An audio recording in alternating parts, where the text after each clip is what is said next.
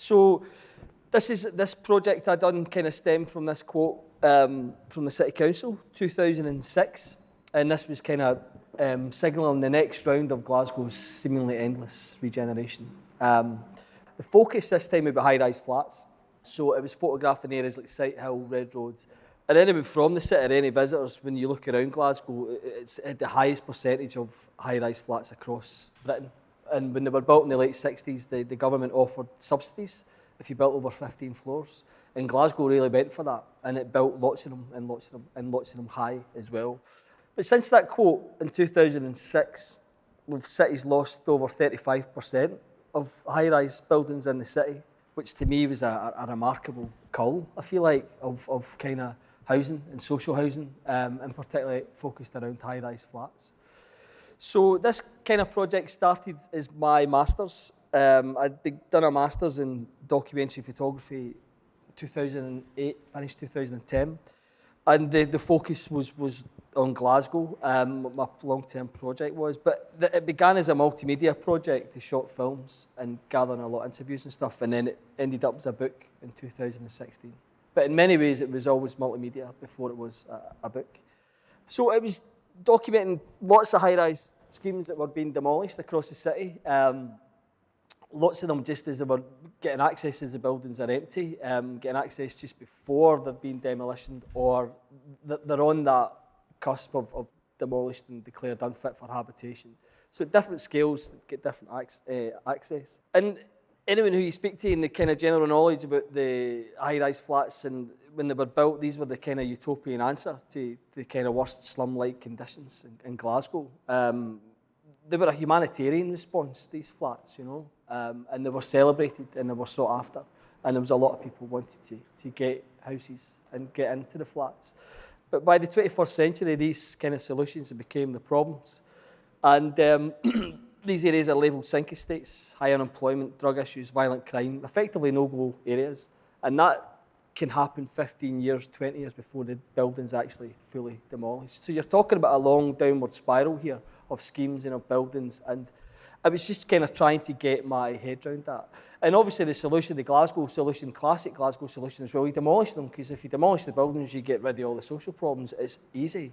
And that's something that's kind of persevered throughout the city. The access was kind of key as well, and to kind of, there's only so many ways you can shoot a high-rise flat, and this was an underground bingo hall at Red Road Flats, where myself and another artist, Mitch Miller, came up with this idea of doing a project called Red Road Underground. Well, there was a 1,000-seater bingo hall, there was a bar next door, and there was a bookies that was burnt down, so this was the social amenities for 4,000 people. And it was some way to kind of tell that story, so we called it Red Road Underground. So it was effectively telling, so the blocks are empty now. These spaces were being closed 20 years ago, and the building's about to fall on top of it. And it was fantastic to go in and see it. And then it was access to the buildings inside awaiting demolition. So you have this thing called the soft strip process, where when a building's awaiting demolition via explosive or via the long arm crane, is that everything's taken out, it's stripped back to its original structure. And you would find occasional kind of gems of hand-painted stags behind walls, and then lovely views across the city. Because when the building's soft stripped, there's no more doors in it either, so you have light spilling in from every angle. So there was a lot of that. There was a lot of spending time in empty buildings over weekends, and it was like, what's the point of this? What am I doing here? What am I trying to tell? Was this kind of aesthetic, nice photographs of derelict flats? The focus then changed of tracking down residents and starting to interview them. This could be former residents, this could be current residents, and to try and tell that story, really, about what had happened here. So the project was probably about 90% research and interviewing and tracking people down, and about 10% photography. To me, it was worth it to get these kind of short films and to get that narrative and to kind of, you know, question why the demolition, who was to blame here, and what was the turning point? Because going back to this idea of these buildings being a utopian answer, what changed that dynamic with it all of a sudden? It was like, we need to get rid of these flats, they're a nightmare. And that wasn't for me to tell, and there was a lot of architects and you know, urban planners and people talk about it, but I wanted a resident's perspective on it. And that, again, that was the idea in it, the multimedia. There was also Dolmarnock that I looked at as well, where you met ladies like Margaret Giaconelli, who were the last remaining residents, who was then, she was effectively evicted because her house stood in the way of the athletes' village. And she questioned legacy. She questioned, what this mega sporting event was going to mean for the local population. And she was evicted 3 years later.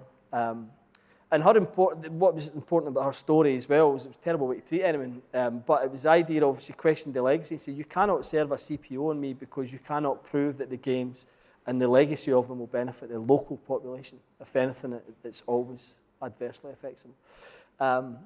And then after Margaret was evicted, there was just this idea of getting the rest of the last bastions of old Kilmarnock with these red Victorian sandstone buildings, which are part of Glasgow's heritage, loved in other parts of the city, but left to rot in Kilmarnock for 10 years and then just wiped the slate clean. So that was Kilmarnock was then gone.